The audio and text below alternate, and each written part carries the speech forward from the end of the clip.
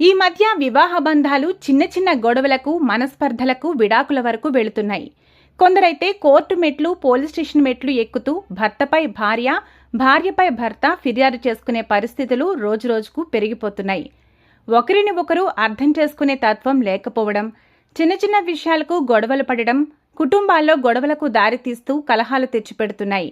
అయితే ఇలాంటిదే ఓ సంఘటన యూపీలోని ఆగ్రాలో నవ్వుకునే సంఘటన చోటు చేసుకుంది. ఓ భార్యాభర్తలిద్దరూ కుర్కురే విషయంలో విడాకుల వరకు వెళ్లారు. భార్యకు రోజూ కుర్కురే తినడం ఇష్టం. దీంతో ఆ భర్త ₹5 కుర్కురే తెచ్చి ఇచ్చేవాడు. అలా కొద్ది రోజుల్లో కంటిన్యూ అవుతుండగా ఒకరోజు కుర్కురే తేవడం మర్చిపోయాడు భర్త. ఇంకేముంది, అమ్మవారిలా పూనకం పూని భర్తపై ఆగ్రహించిన ఆ మహిళ చెప్పా పెట్టకుండా పుట్టింటికి వెళ్లిపోయింది.